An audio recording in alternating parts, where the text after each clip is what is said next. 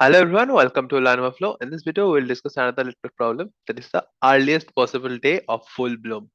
This is a hard type problem, and we'll understand how you can solve this problem easily by understanding it in the easiest possible way. So before moving on, if you haven't subscribed to this channel, make sure to subscribe to Learn Overflow for regular LeetCode videos like this.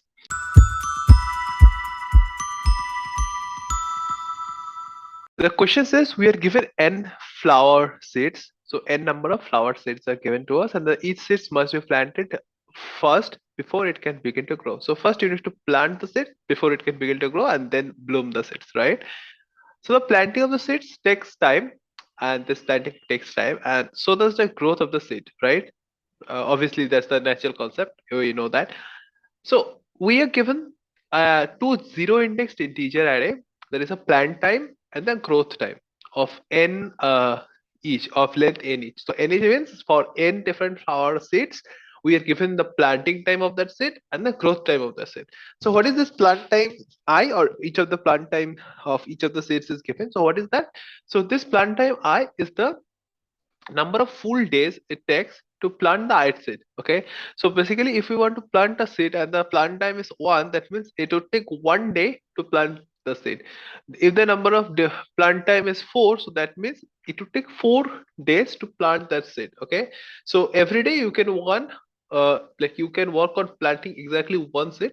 So on each day we can plant like work on planting on one seed only. Like we cannot do something like we 50% of the day we worked on seed one, and 50% of the day we worked on seed two. So that's not a possible case, right? So that's what they're mentioning. And further they say you do not have to work on planting the same seed on consecutive day. It's not necessary that once you started planting the seed, you should keep on planting that seed continuously. Okay, this should not be the case. Like this may not be the case. You can for 2 days you can plant one seed, and for 2 days you can plant the other seed. It's possible. We can do that.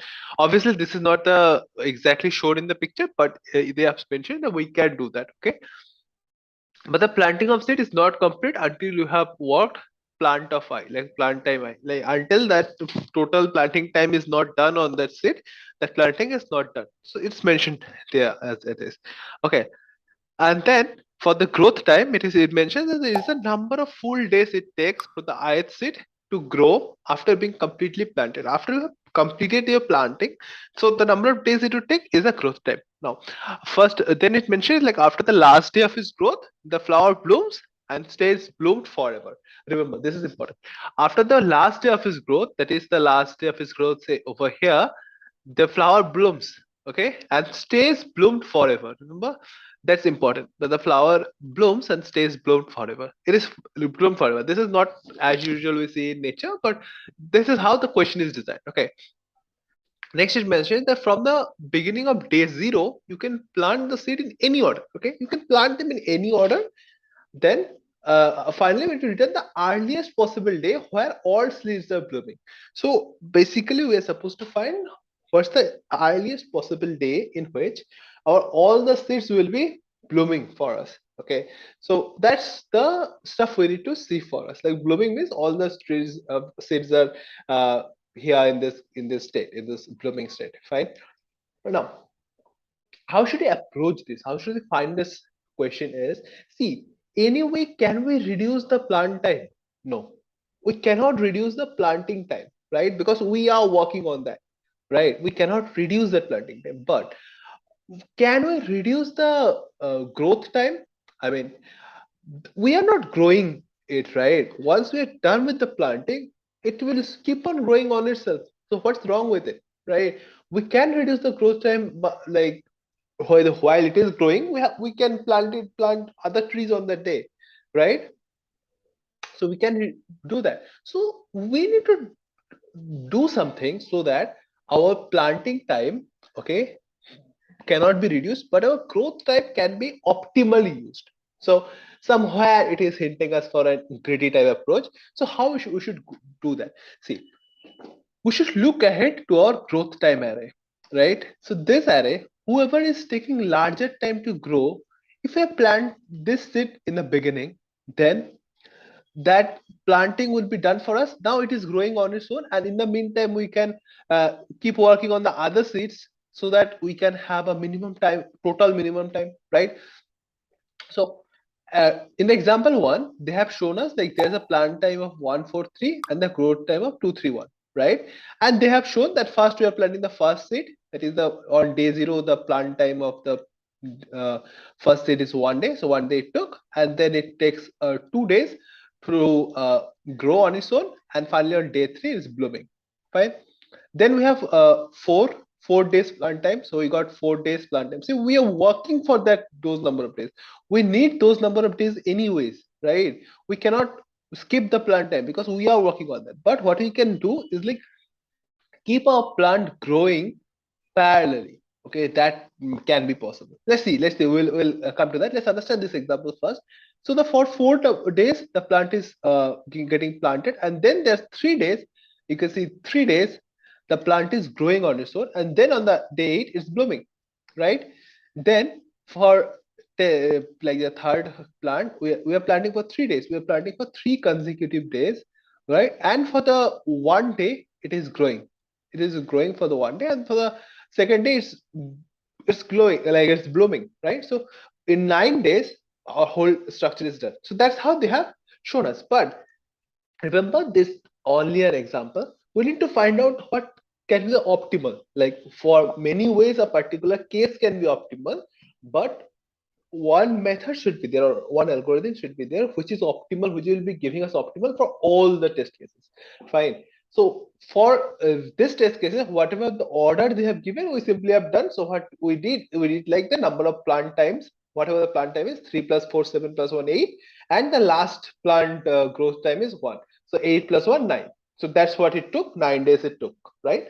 So this is not the this is optimal in this particular scenario, but the way we went ahead is like went ahead with a 143. What if the growth time on the last plant was like 10 days? What if it was 10 days? Then we have simply wasted our a lot of time, right? So 8 days are gone, and then we'd have taken like another 10 days, right? We need to find it out. We need to find the algorithm. So what can the algorithm see? We cannot reduce the plant time anyway, but depending on the growth time, we can have some variable like in the total time. So what we can do is like we can save the growth time by being greedy with this growth time. Okay, take the growth time of those plants who are taking a larger growth time. Okay, take up those plants who are taking larger growth time and plant them initially, right? So what the largest growth time we have over here? So largest growth time we have is like 3 days, right? Largest growth time is 3 days for us. Now for largest growth time, if we just plant that initially, so what we'll be left with? We'll be left with say 3 days. So we are 1 2 3. We just but there's a growth time. We just like for that the grow plant time is 4 days. So we just planted it for 4 days, right? And then we are just growing it for 3 days. Okay, I'm just marking it differently. It is growing it for 3 days, right? Now, what is the next growth, largest growth time is 2 days. So what is this plant time? Its plant time is 1 day. So in the parallel, 1 day we planted that, and the next how many days it is growing? 2 days. Okay, it is growing for 2 days. Fine. Next, what's the next plant time? The next plant time is 3 days, right?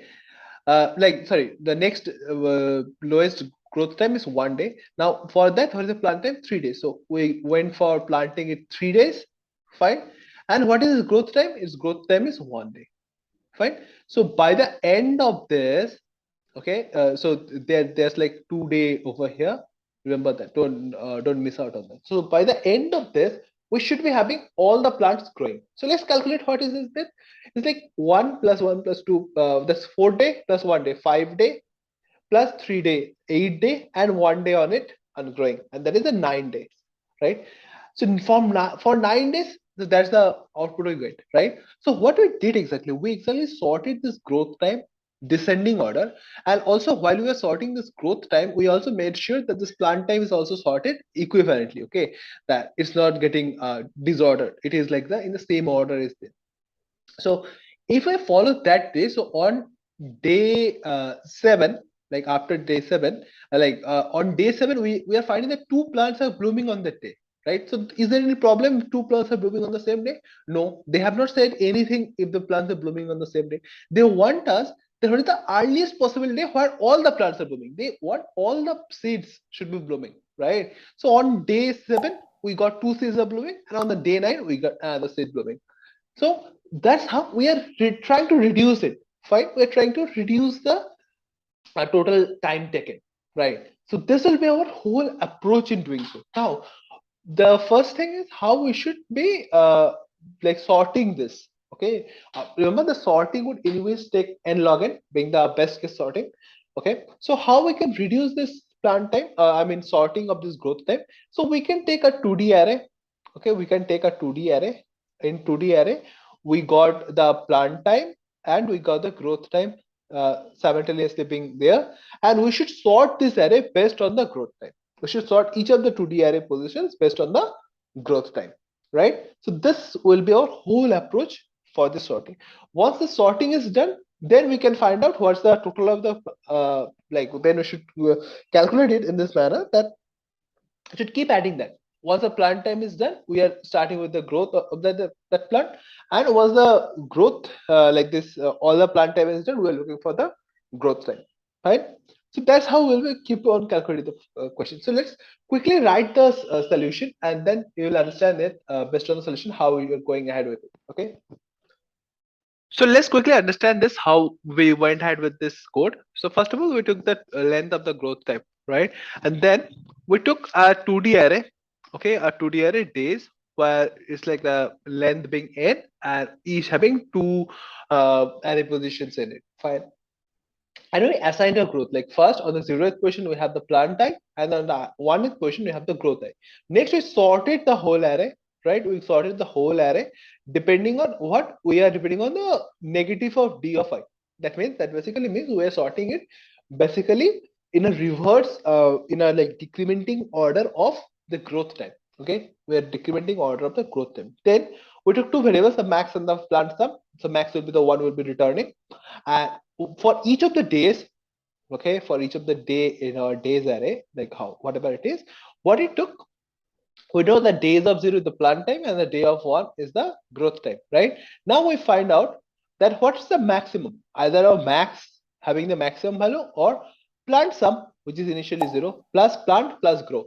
For each seed we will get some plant we will get some planting time and some growing time, right? So that's the plant time and the growth time of each seed. Then or for seed Z, for each seed we got that, and the previous plant sum. What is the planting sum of the previously? Okay, so if sum of all those or the current max, whichever is maximum, is storing it as the maximum, and then we are in the plant sum, we are adding the planting time, because we cannot do anything with the planting time, but ultimately the growth time will be variable, right? So we'll find out wherever we are coming out to be a maximum, and then we simply return a max. So this is the easiest approach you can find to solve this kind of question. Okay, if you run this code, then you will see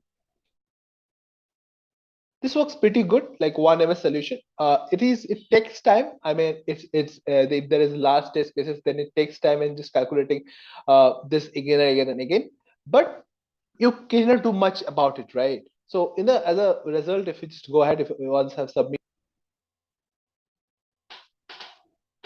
you see that it's more or less 155 ms solution, right? So that's how the question works. Okay, and obviously if you are thinking like a 155 ms solution, what could be a better or better situation in this another situation which I did earlier. It was an 23 ms is like you can find it's like 100% faster solution. So I'll put this in the comments, in the description. You will find the link to this particular solution. You can explore the solution and understand of it. It's not something much tough solution or much tough to understand, but here I'm using like many of those Java features, like using it as stream and then finding a max out of it. Okay, there's a multiple additional features I used so that we can reduce the total runtime. Okay, so that's how the question is actually. So the main concept behind this question is on that. It's a bit greedy problem, a greedy based solution where you are sorting the whole array, like taking each of the plants which you want to plant first based on the largest growth time. Okay, so that's the basic idea. Now I hope I can make you understand how you can solve this. So if you have any doubts, make sure to comment them down in the comments as well. I'll be happy to help you out in the comments. So thank you all for watching this video. Hope to see you soon in my next video as well. Thank you.